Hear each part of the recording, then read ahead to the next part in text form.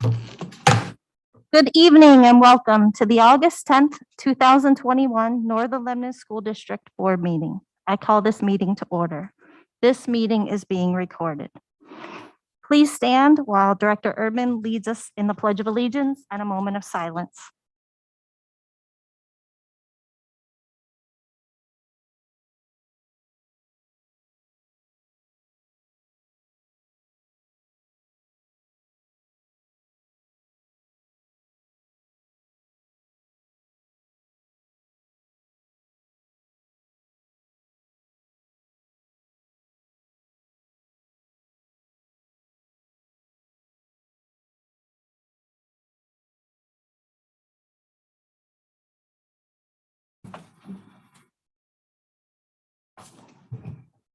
Mrs. Martin, may I have a roll call, please? Yes. Gray, Here. Here. Fowler, Here. Marlowe, Here. Murray, Here. Klein, Here. Kellick, here, Nam, Present. Bucks. Here. All members are present. Thank you. Moving to item 2, may I have a motion to adopt the agenda as presented? So moved. May I have a second? Second. Is there any discussion? This is a unanimous roll call vote. Your vote will be recorded in the affirmative unless you say nay or I abstain. The motion has passed. Moving on, item 3 is marked as our presentations. Am I correct in that we do not have presentations this evening? Okay. Then we will move to item 4. That is our superintendent's report. Dr. Messinger? Yeah, a couple of things for you tonight. First of all, I wanted to mention our school police officer, Mr. Lauber. He usually comes to board meetings. He could not be here tonight because he is sunning on the beaches of North Carolina somewhere. But he did ask some folks to come and help. So appreciate you guys filling in. I see that it takes 2 of you to fill in for Officer Lauber. I'm not sure we're going to let him know that, but yeah, I know. Appreciate you guys taking over while he's on vacation. Also want to mention that our branding guide has been wrapped up. We are going to be unveiling our new logo at the next board meeting in September. That then goes online and we can start using it to print shirts and everything else. So really excited about that. Thanks to Dave and Nate for representing the board with that. That was a lot of fun, and we went back and forth between quite a few designs. So hopefully we're blaming it on you, Nate, if people don't like it. So want to invite the school board members. All employees are also invited. Wednesday, August 25th is our opening ceremonies. We'll be welcoming new employees at that time.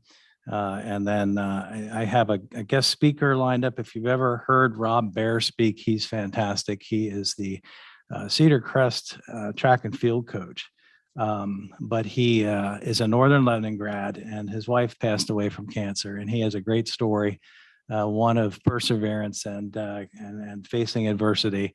And so we've asked him to come speak, and he's going to present that morning, and looking forward to that. But you're all welcome to attend. That's the 25th around 9 o'clock in the auditorium. Also just want to say that after tonight, we have several things that we're finalizing, including our long-term plan tonight. After this, I will be sending a letter, an email to our families, just introducing the new school year. I'll talk about the health and safety plan. As you know, we voted on that in July, and that is finalized. While it is on the agenda tonight, it is only to fill you in on the question of CDC and buses and where we came up with the dealing with that order from the CDC. But other than that, the health plan is finalized. So we'll get information about that. And then that will be followed up very shortly by building level communication to parents. So over the next week and a half, you're going to see quite a bit if you have students, you'll see quite a bit of information coming your way. And that long-term plan, the goals for this year will be distributed as well. So that's coming up shortly. School starts August 30th. And that's the end of my report. Item 5 is old business. Is there any old business for discussion this evening? Hearing none, we will move on to the public comment session. Those wishing to make public comment were asked to submit that request by 4 o'clock this evening via email or online form. Tonight, we have 3 public comment requests. We will start with Ms. Martha Blau. Ms. Blau, when you please come to the podium, please state your name and address before speaking. You have 4 minutes for public comment. Martha Blau, I live at 112. Tired of hearing me speak. Want to thank you for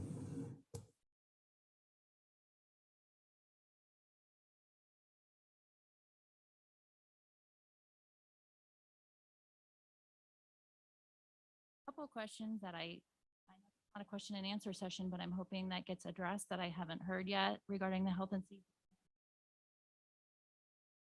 Our child gets sick, if they have the sniffles and they would, years ago, they would normally go to school, but they're not now. Is there going to be an online? Is there that kind of thing? Like I haven't heard any of those. Go ahead and ask all 3, and then when you're done talking, I'll try to answer. Okay, and then, I mean, this might pertain, this might not. I noticed last year, and I don't know if it was different than the year before, but a lot of people are riding in the cars rather than school buses. People want to, and just to give line goes all the way out to 22. I don't know if there's that with not wanting to put their kids on. I don't know. I know it took me 10 minutes sometime to go from Route 22 get up to here. Are you expecting more of that? Is there any plans to hurt some of the traffic, or I don't know if that's new or it was just exasperated. Sure. And the other thing is, I know in the fall, classrooms, but also in sports, fall, they're okay. They're outside, football field, hockey, they're outside on bleachers, watching. But I'm worried about the winter sports. Last year, my son got severely changed. They're all indoor. They're all, that's when more cold and flu and that. And I had made a suggestion earlier, and I was wondering if it's something possibly submit to coaches or athletic directors. And that was when you go to the orthodontist, they make you a minute, and then they'll work on your mouth for up to an hour because they virus. I've seen studies, but I've also seen it firsthand in the orthodontist.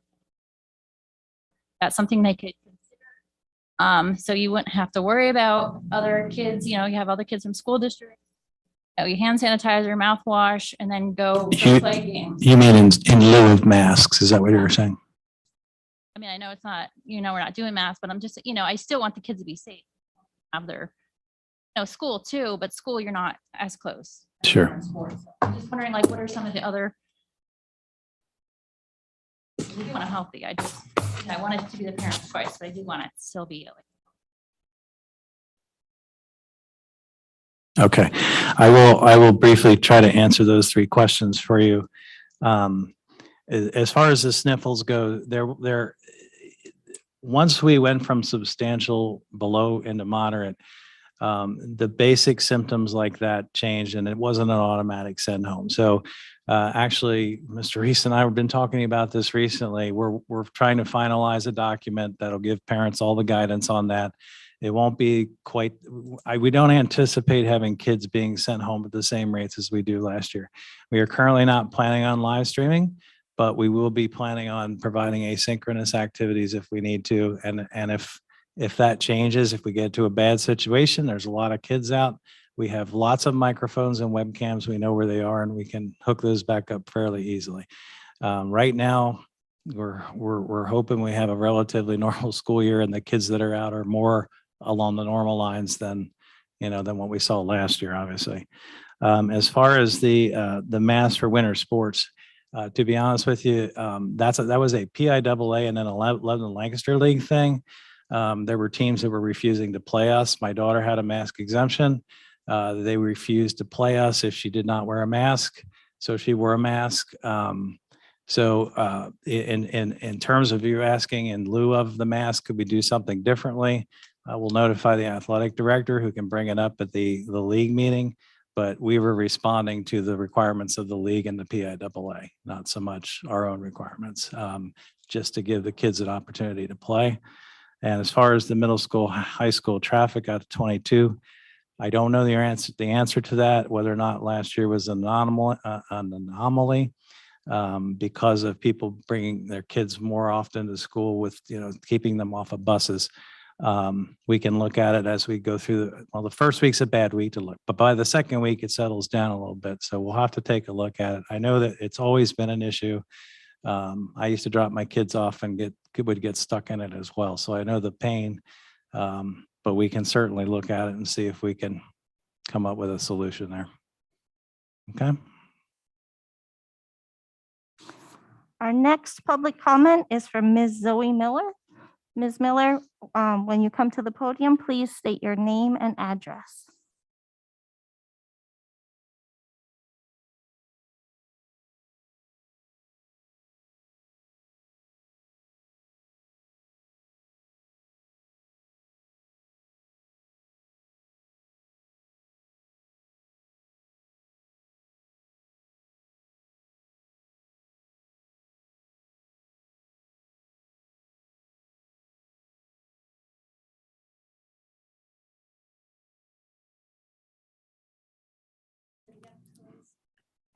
I can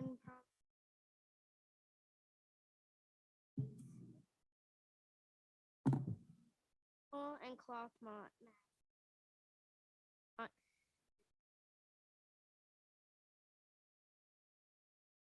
I have a hard time seeing our school providing staff and student body proper N95 or rest.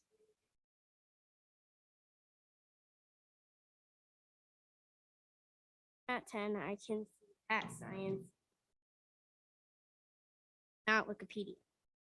I'm here also to inform you headaches with masks. Not to be able to not do well. I want to return to school. Want to have the opportunity to learn in the setting I learned best. Constant face touching, adjusting your mask, and fidgeting more at risk than without wearing a mask.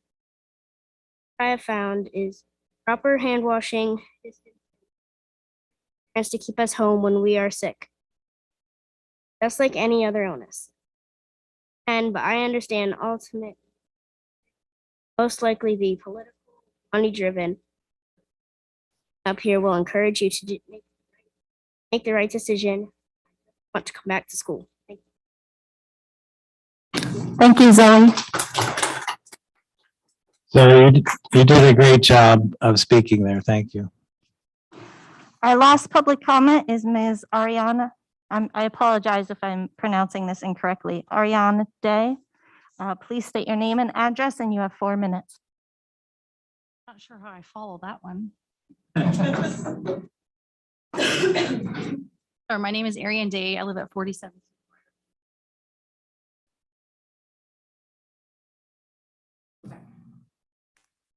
I wanted to acknowledge first board members that most of you board wanting the same thing. I, for one, can appreciate how difficult it can be.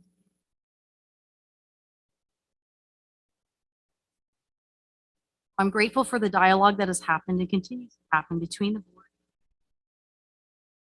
I am at the beginning of my journey with child entering kindergarten. Best to give those on the board. All have one common goal, and that is mask-free, jab-free, health and safety plan. I know there is carefully crafted language that allows for changes. For me, questions have now sort of shifted from mandating masks to now whether a local government or school such a mandate when there's no. I recently came across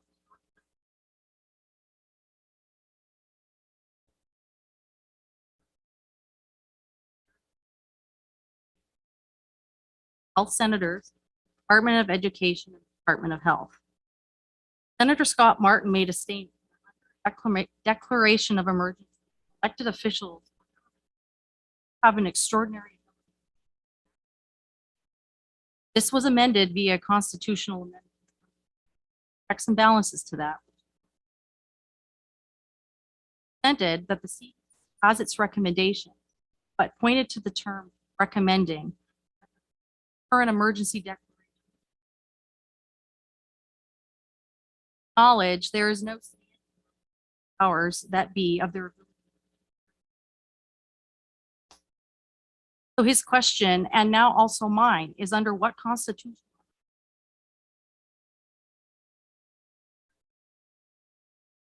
have the ability to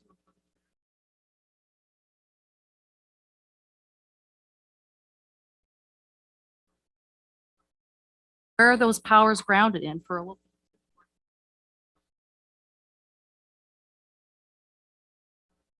Responded in part to that question by saying they hadn't had any indication effective, but they were still guidance that recommended asking, but each of the school districts have the option of imposing. Of course, then their legal counsel stepped in and clarified his or Senator Martin's question and said, if a school decides to implement a mandate for face coverings in the school, precedents that allows them to do that.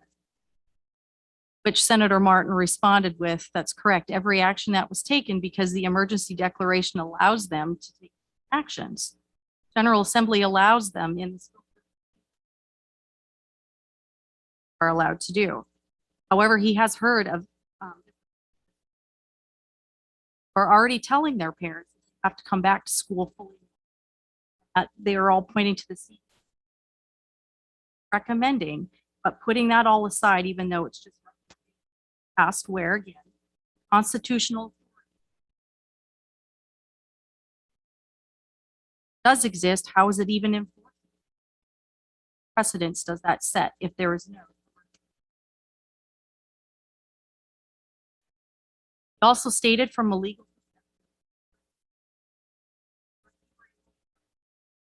stop the local government even. So there is constitutional or clarity. He didn't see. That's time. That's time. Sorry. 4 minutes. Actually, we gave you a little extra. It's fine. Thank you. You may also, you're also welcome to email that to us. Yep, absolutely. Moving on to item 7, this is our items for board action. It should be noted that public notice was given for this meeting in accordance with Act 84 of 1986. Our consent agenda is item 8. That includes items 8.1 through 8.8. Yeah, 8.1 through 8.8. I just want to point out that the bidding, the questions about the gray brick versus the red brick, that does not change the bid. That's a change order that comes later. So the only thing that we were concerned about was whether or not we were doing the viewing area and or the glazed, the blue and yellow glazed brick, which I think we came to the consensus that we were not doing either one of those. And so therefore those numbers stayed the same. Thank you. May I have a motion to approve the consent items 8.1 through 8.8? So moved. May I have a second? Second. Is there any discussion? This is a unanimous roll call vote. Your vote will be recorded in the affirmative unless you say nay or I abstain. The motion has passed. Now we move to our discussion items. These are also items for board action. Unless the board objects, we will do all of these items in one vote. Is that okay with everyone? All right, I will hand it over to Dr. Messinger to introduce the first item there, 9.1. 9.1, Budget and Finance, letter A, we have a student service agreement with the Janus School for the upcoming year. We also have an independent contractor agreement with Billings Bilingual for services for the upcoming year. Are there any questions about that item? All right. Under 9.2, we have an agreement with Weatherproofing Technologies. This was something that I had sent to you in an email. We had our roof inspected actually twice, and they believe that we have a roof that will be good for the next 40 years, and therefore it will not need to be replaced in a renovation if we choose to do that. But if we're not going to replace it, then we want to make sure it's under warranty. So that's a 10-year warranty that we just had one expire and have to renew since we're not going to be replacing it at this time. Any questions about that one? Under 9.3, extracurricular, just an updated coach list with fall coaches starting. We trying to fill in a few volunteers and assistant coaches, particularly at the middle school level. Under 9.4, under curriculum, that's our long-term plan. And I shared that with you a month or so ago, and I did get Lauren to proofread it for me. And certainly any other sets of eyes, we can certainly adjust, but we have it ready to go, and we're going to share that with the public after we vote on it tonight. Under 9.5, human relations, we have a job description for you, and then an assignment of that job. We also have a resignation from Amanda Welsh, a resignation from Laura Lipinski. And I wanted to point out we have an employment of Adam Zenny, who is going to be the assistant elementary principal, and he is here with us tonight. Adam, did you want to give a speech, Adam? Okay. Okay. And he'll be starting with us as soon as he can. Do we know about when approximately? We're not sure. Okay. We're waiting on a starting date. And that's it. May I have a motion to approve items 9.1 through 9.5 as presented? So moved. May I have a second? Second. Is there any discussion? Just really excited about the long-term plan. Appreciate the hard work the administration put into it. This is a big step and a big moment, I think, for the district, and it's going to need a logo update. Everything's going to need a logo update. Is there any further discussion? Adam, welcome.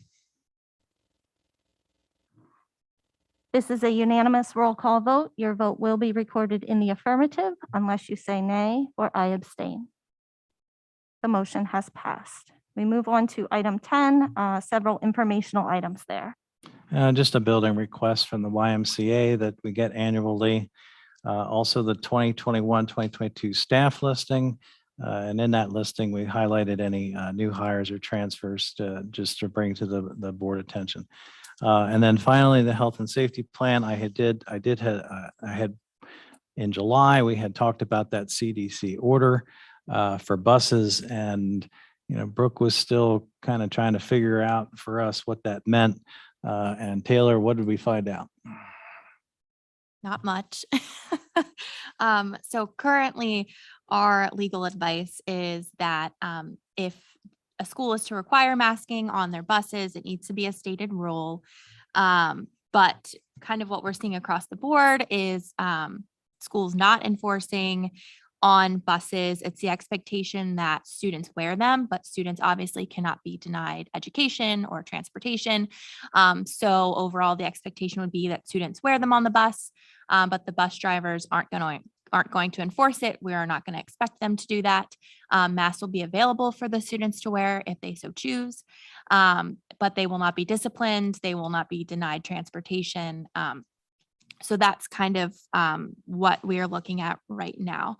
But nothing has changed that we know of right now, and we'll obviously keep the board apprised if it does. Okay, thank you.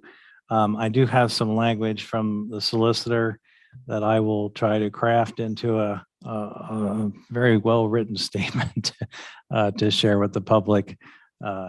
trying to outline exactly what you just said. So thank you for that. I was also asked to gather some information about Lebanon County School Districts. I shared that with you. Since I shared that with you, there were 2 meetings held last night. One was Anvil Cleona, where there was a healthy discussion, I think an hour and a half of public discussion. My understanding on both sides, and there was a 5-4 vote to keep mass optional. And Cornwall Lebanon had a 2-hour committee meeting, and they are still at 9-0 to keep mass optional. So those are the 2 updates beyond what I sent in the email. There is a Palmyra board meeting later this week. I'll find out more after that. Thank you. Are there any questions on those items? Just a comment on it. A couple things. The individuals that spoke tonight, Martha, Zoe, Ariane. Okay. I had it written 2 different ways. Thank you for coming out. I think the board has received comments on the safety plan throughout the week, calls with various opinions, different points of view. I've encouraged everybody I've spoken to continue to come out, continue to write the board. We really do want that feedback. We are a representative democracy, which means, we kind of have this balance between we've been put in this position by the public. We have to represent, at the same time, try to make the best decision for the school. And I think part of that is continuing to get that feedback from individuals. So I just encourage you to continue to give that feedback. So thanks for that. Also, I know the superintendent board, everybody's kind of worked very hard on all these topics. And so thanks for all the work on your side as well, administrative staff, in, trying to get this in place for the year, and continuing to kind of monitor the situation, look at the data, make sure we're all well informed. And I just want to be clear too, because I had a good conversation today too with a parent, and I know you said about being flexible in the plan, which is true. I write it that way for a reason. I mean, the more flexibility I have, I don't like to be locked in. I like to have the flexibility. However, changing something like that, changing something like mass, changing the specifics of the plan would require a board meeting and a discussion. And, if it is something that would occur in between board meetings, it would have to be a special board meeting that would have to be announced and advertised and things like that. So, the question was, well, what about between now and the day school opens? Well, unless we call a special meeting, we're going to open school the way we talked about in July. So just to clarify that. And if something would need to be discussed as a board, then we'll get together and we'll discuss that. Are there any other questions?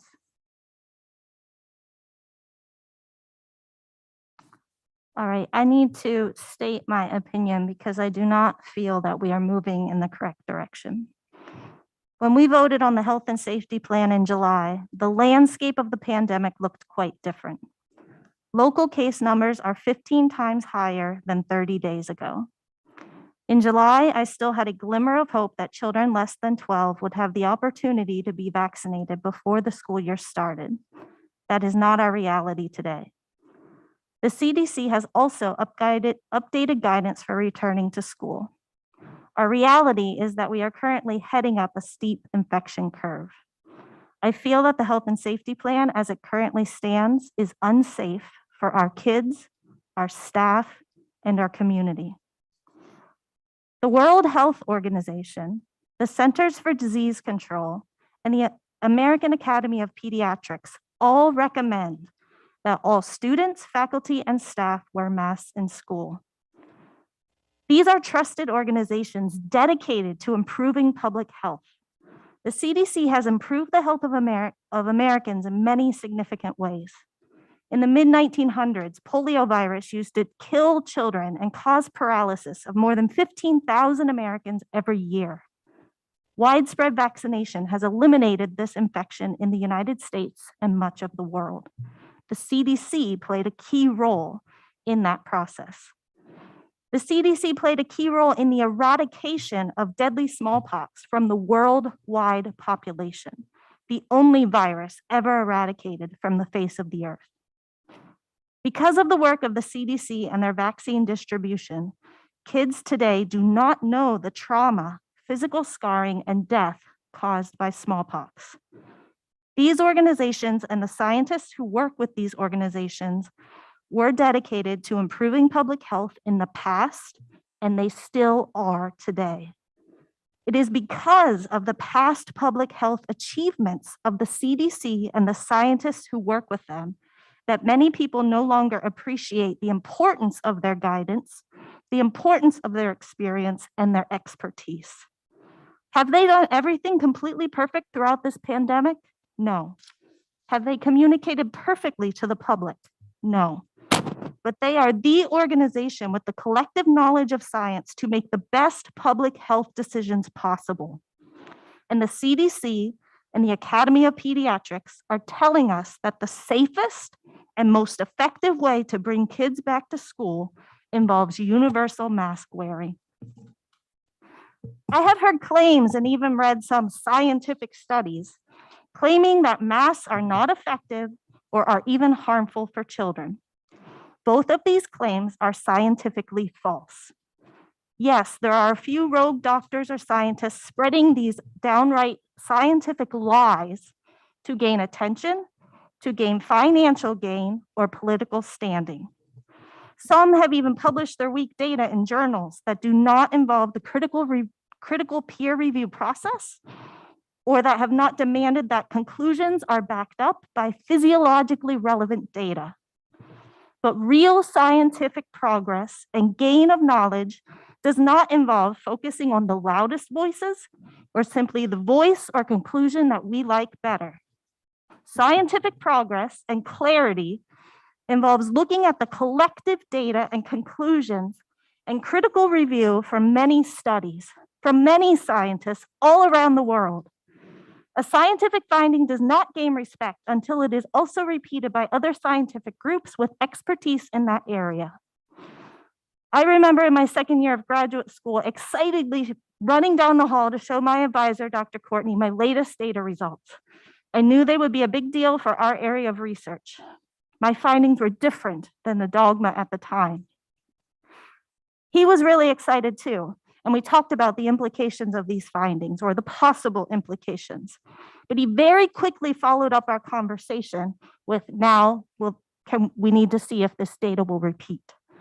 Scientific studies need to be well controlled, repeatable by other labs, and stand up to the critical review of their fiercest opponents. This is the scientific method. The claims that say masks are not effective or masks are harmful simply do not stand up to these standards. They are scientifically false. This is not good science. And these conclusions are not accepted by the scientific community as a whole.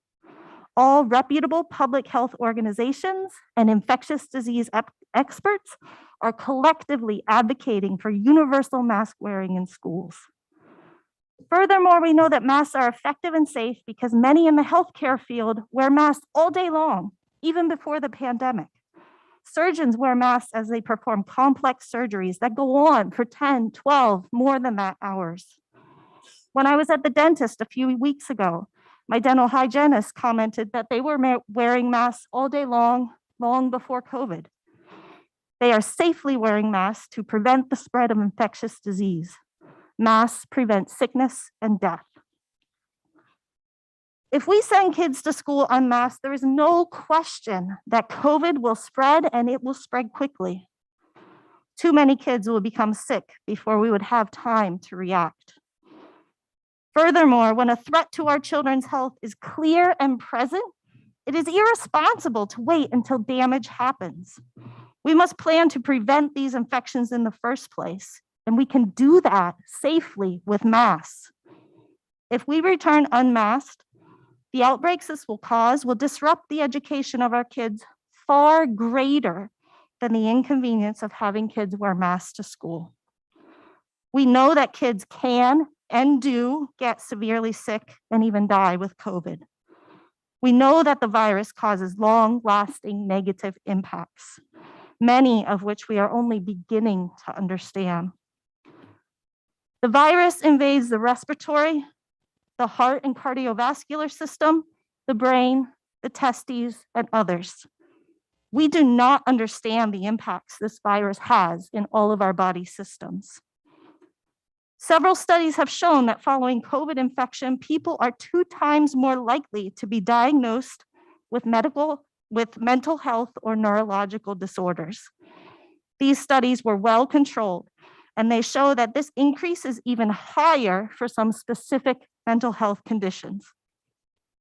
The bottom line is we don't have a clear picture of how SARS-CoV-2 affects kids long-term.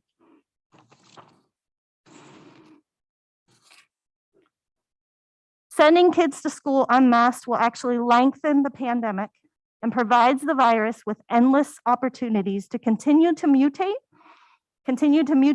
to become more pathogenic, or mutate to escape the protection currently provided by vaccines. The way out of this pandemic is through limiting spread through masks and vaccines. If we return to school with masks optional, we are not working together to overcome this virus. We would be working on the side of the virus. Sending kids to school unmasked encourages the spread of the virus. We know that everyone has an opinion on masks, but public health and safety should not be based on opinions and what is convenient or comfortable. Public health and safety decisions should be solidly based on scientific data. Science supports masks. I support science, I support masks, and I support keeping our kids safe.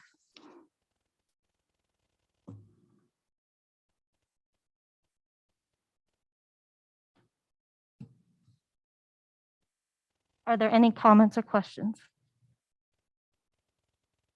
I have a question, but it's more to Gary, and I think maybe I apologize if I missed something. I thought last year that it was understood that if things took a turn, that we gave you the authority to make changes so that if we would have, substantial, going to a substantial, whatever the terms or whatever, that you would be able to step in. So what you're telling me now is that if we would have a spike here, that we would have to advertise, convene the board before anything would be done to protect the children. There was a document actually written by Stock and Leader to give me the ability to make some decisions with board president approval to the plan at the time. The recommendations last year were, and I was just talking with Director Bucks about this not too long ago. Last year, there was a lot of information that came from PDE with very specific information about when to close, how many cases, what the guidelines were for sending students home, and just a variety of information that was coming from PD. And sometimes it came and changed, and which was frustrating, but there was specific information to allow me to make those decisions. CDC is in very much more broad in terms, if you read their recommendations for closure, there's no specific numbers. As a matter of fact, they talk about staying open if at all possible, with the exception of if you need to contact trace, or operationally speaking, if we have a number of teachers, which happened last year, we had a number of teachers out and it made it very difficult to run a building. But the specifics aren't there for me to have guidelines like we did last year. If we have, as a board, are you seeing, Taylor, anything where boards are giving specific like numbers or directions, or are they repeating those the emergency abilities of the superintendent, and what are they using then, and what are the districts then using then for those guidelines? So what we're seeing across other school districts is keeping things broader in the health and safety plan so that if the need to reconvene does arise, we can't necessarily predict the future of what's going to happen from leading into the fall, into the winter, giving the board the ability to reconvene and then discuss changes to the health and safety plan. But we're not seeing specific numbers or last year, there were certain numbers that you had to have to close. We're not seeing that. We have been doing research at the firm of whether a school board, what gives a school board power to have a mask mandate. There is some statutory and legal authority that confirms that. There's also case law. We're seeing kind of more and more case law, which is saying a mask mandate is constitutional, but it's all developing but it's different across districts, but we're not seeing the specific numbers in order to close, stuff like that. And I do have the ability, if we get to a point where, for instance, there's something that comes up and we absolutely have to have a conversation, we can move to asynchronous instruction, just like I would for a snow day. So we have that ability to, if it's a dangerous situation for the students, then we would have that ability. And I will continue to work with Stock and Leader to see if, as things evolve. I felt last year that the information came late. I feel this year it's not really coming at all. And it's even later in the year. So it's, yeah. Oh, yeah, and I appreciate that. My main question was just, I wanted to make sure that we hadn't somehow stripped you of that authority, because the way you handled the situation last year, I thought was very level-headed and, very, just went by the guidance and what needed to be done. And then, so when I heard you, thought it was like, did we change something and took that ability? But I understand what you're saying. But if just one other follow-up question, if something would happen, how long does it take to convene the board? I mean, is it, because you have to advertise it, is it 1, 2, 5 days? It's written in our board policy, and off the top of my head, I see Brad looking it up here, so we can find that out.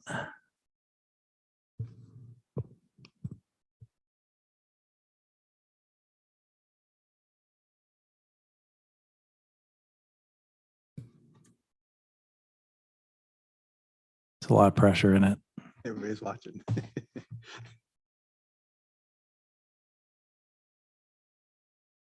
I certainly wouldn't hesitate in a dangerous situation to say to the board, this is the situation. I believe we need to move to an asynchronous instructional time until we can convene and discuss. Certainly, I'm more than comfortable with that. Yeah. You don't have to go more, Brad. we'll get it. We'll get you that. Okay, thank you. Yep. That's all.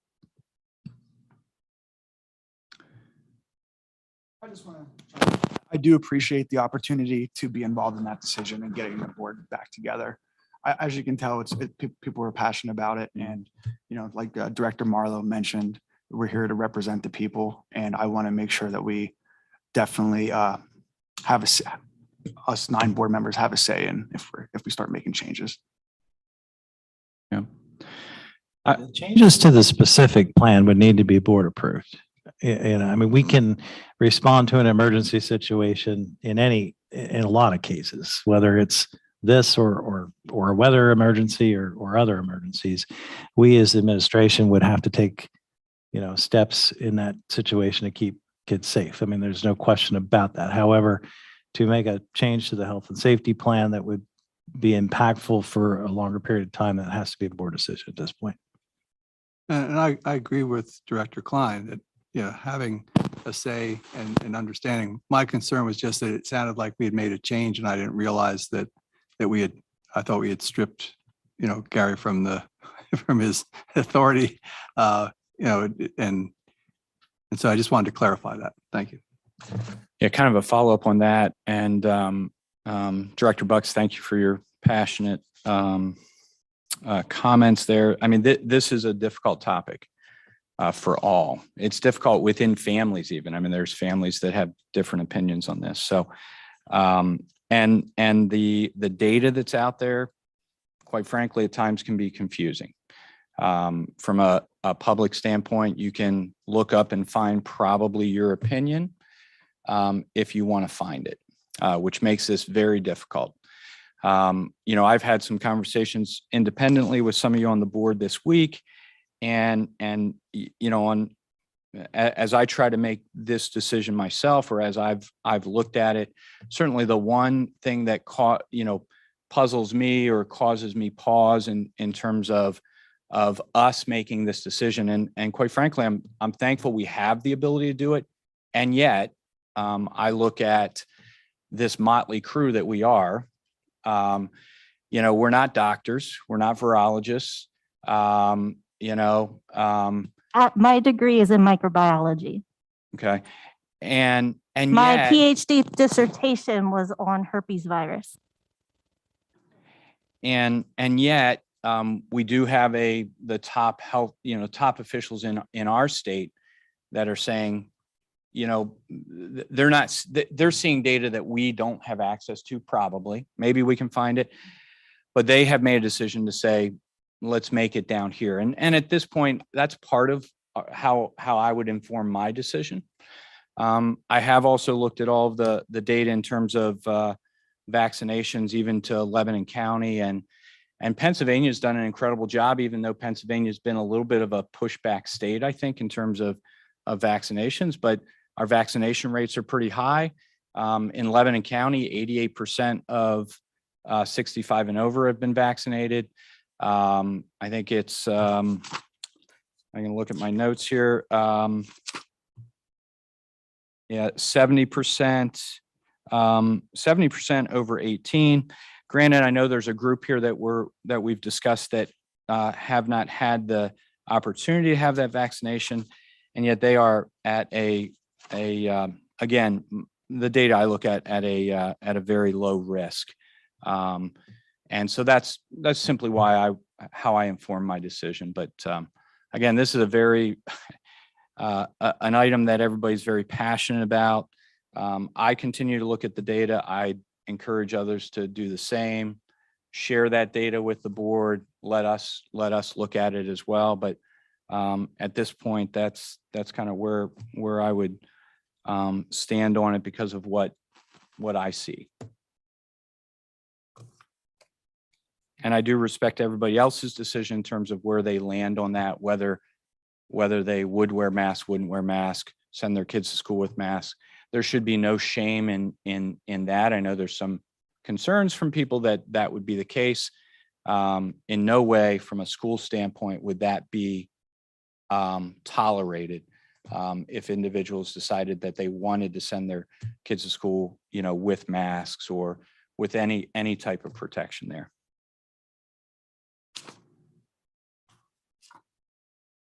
I would like to just offer my perspective as well in a comment, just to explain where I'm at and how I reached the decision to approve the safety plan as well. And Director Bucks, appreciate your comments. I appreciate the comments that have been made. I agree that this is a very difficult issue. Ms. Blau, you had said something about us being tired of hearing you talk. We're not tired. I'm tired of the conversation, but it's an important conversation. And I appreciate the input that we've received from all perspectives within our community. As tired as I am at looking at it, it is a critical one to look at. And I have tried very, very hard to look at the data. We've received data from those in favor of masks, those opposed to masks. I've tried to base my opinion based on CDC data itself and the data provided by the American Academy of Pediatrics. There's an absolute lack of definitive clarity on all of these issues. And for every point that we see, there's a counterpoint. For every case law, there's a counter case law argument. All of this stuff is very fluid and nebulous. So I offer my personal conclusions. These are just mine, not to convince anyone. There's plenty of points that could be argued 100 different ways. We're passionate about a lot of these. I'm passionate about many of the peripheral points as well. But my conclusion personally, and the reason that I have a basis for confidence in our health and safety plan, is that I believe there are two segments of our society that are least at risk of the most severe impacts of COVID-19, both the Alpha and Delta variants, as far as we can tell. The first segment is those that are fully vaccinated. And the second segment are those that are under the age 18. Both comprise the composition of our schools. And so therefore, I have some confidence that the risks regarding the severest impacts are low. In fact, according to the CDC and 43 states reporting, 0.0% to 0.03% of all child COVID-19 cases resulted in death. Based on the CDC's own data, the risk of hospitalization or death from seasonal flu is at least twice that. We as a district do not mask our kids during the flu season, and I do not believe that the data from the CDC supports masking of kids for COVID, at least at this time. I do believe that we should monitor it closely. I believe, and I agree with the other directors, that I appreciate the opportunity as a board to do that, though most of us are not experts in this. I also personally do not discount the very significant concerns, personal concerns that individual families have raised. I think those concerns are very valid.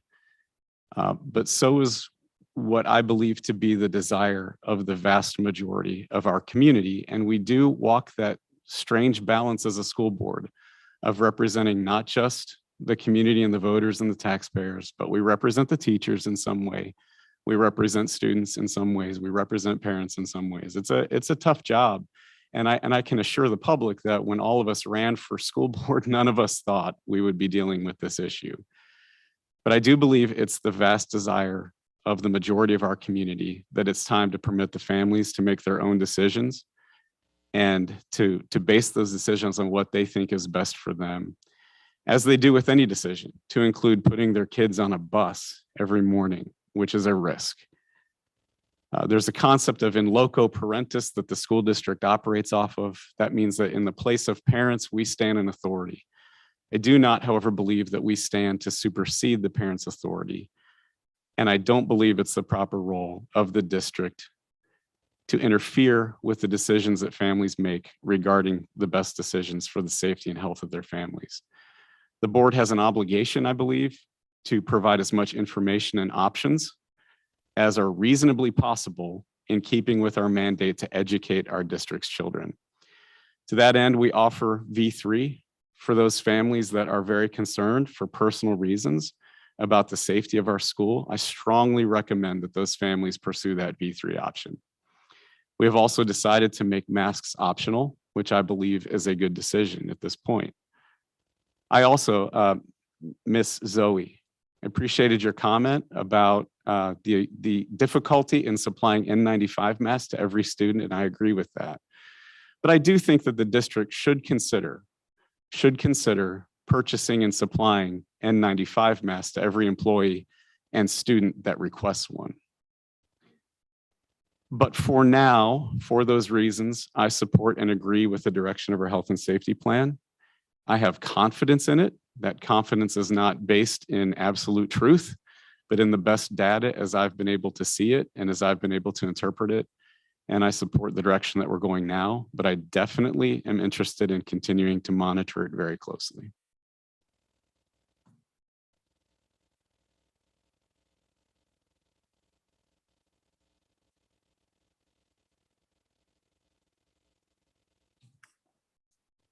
Moving on to item 11. This is our reports from our representatives. First up, we have our Career and Technology representative, Director Klein.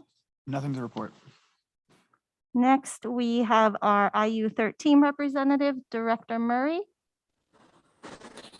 Yes, I just wanted to inform the Northern Lebanon Board that the